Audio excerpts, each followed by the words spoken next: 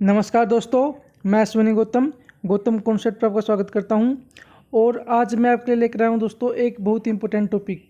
आज हम बात करने जा रहे हैं कि प्रेजेंट के अंदर लोकसभा में अधिकतम सीटें कितनी हैं।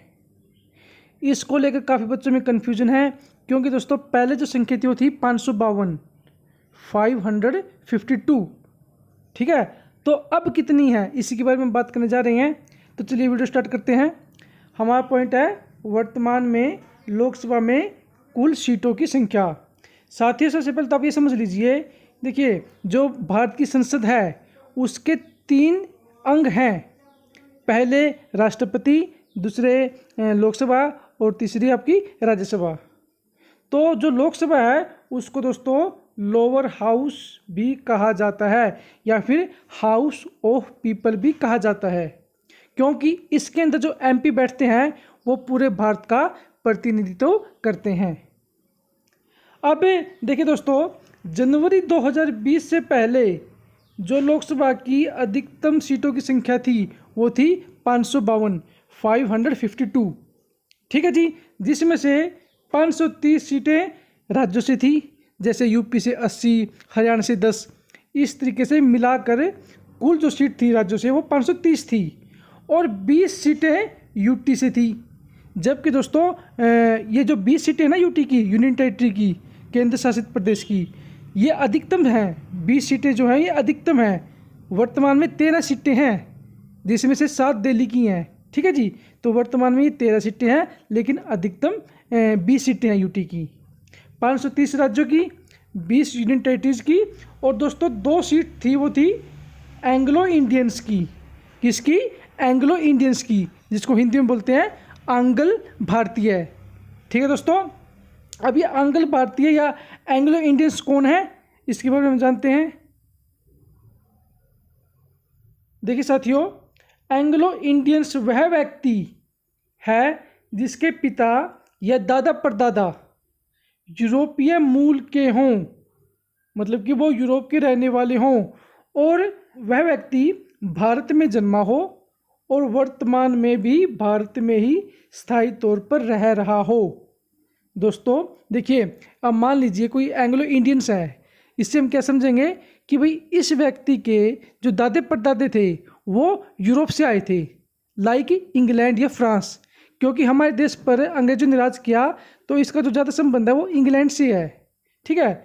तो इसके दादे परदादे यूरोपीय मूल के थे, और इस समय वर्तमान में यह आदमी भारत में ही रह रहा है और इसका जन्म भी भारत में ही हुआ है। तो दोस्तों वह है एंग्लो इंडियंस। जैसे कि आपको पता है राष्ट्रपति 2 सदस्य है, ठीक है, लोकसभा के लिए मनोनीत करते थे या नॉमिनेट करते थे। अगर मान लीजिए दोस्तों जो 543 सीटों पर चुनाव होते हैं भारत में लोकसभा के, अगर उसमें ही कोई 2 एंग्लो इंडियंस जीत कर आ जाते थे तो फिर 2 एंग्लो इंडियन नॉमिनेट करने की जरूरत ही नहीं पड़ती थी। लेकिन अगर 543 सीटों में से कोई भी एंग्लो इंडियन नहीं होता था तो राष्ट्रपति तब उस सिचुएशन में 2 व्यक्तियों को नॉमिनेट करता था एज ए एंग्लो इंडियन, केंद्र सरकार की सलाह पर, ठीक है फ्रेंड्स। लेकिन जो 104वां दोस्तों संविधान संशोधन अधिनियम पर, इसके तहत दोस्तों ये 2 एंग्लो इंडियंस की जो सीट थी ये खत्म कर दी गई हैं। जो 104वां संविधान संशोधन अधिनियम 2019 था दोस्तों, जो जनवरी 2020 में लागू हुआ, इसके अनुसार ये 2 एंग्लो इंडियंस की सीट दोस्तों इस समय खत्म कर दी गई हैं। केंद्र सरकार से भी, मतलब कि लोकसभा से भी, सेंट्रल लेवल से भी और राज्यों से भी। जैसे कि आपको पता है राज्यों में भी 1 या 2 सीटें एंग्लो इंडियंस के लिए रिजर्व होती थी, वो भी दोस्तों इसके साथ ख़त्म कर दी गई हैं। मतलब कि आप बोल सकते हैं एंग्लो इंडियंस का प्रतिनिधित्व अब ना लोकसभा में है और ना ही आपकी जो विधान सभाएँ हैं राज्यों की वहाँ पर है।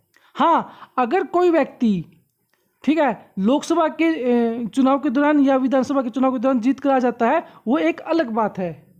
तो दोस्तों जो 2 सीटें एंग्लो इंडियंस की वो इसमें ख़त्म कर दी गई हैं। तो अब जो वर्तमान संख्या है दोस्तों लोकसभा की वो है 550। पहले थी 552 और 2 सीटें अब खत्म हो चुकी हैं एंग्लो इंडियंस की, दोस्तों ये बचती है 550। याद रखिएगा, अगर एग्जाम के अंदर ये पूछ लिया जाता है कि वर्तमान में लोकसभा सीटों की संख्या कितनी है, अधिकतम संख्या, तो आपको लिखना है 550।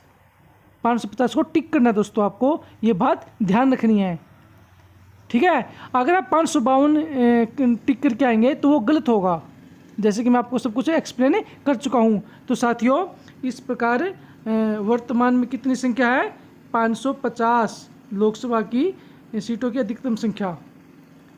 तो दोस्तों ये था एक इम्पोर्टेंट वीडियो आपके लिए। मुझे लगा ये वीडियो मैंने बनाना चाहिए क्योंकि एग्ज़ाम में ये क्वेश्चन आ सकता है, तो ये आपके लिए जानना ज़रूरी था। अगर फिर भी आपको कोई क्वेरी है तो आप मुझे कमेंट बॉक्स में जाकर कमेंट कर सकते हैं। आज के लिए thank you, have a nice day.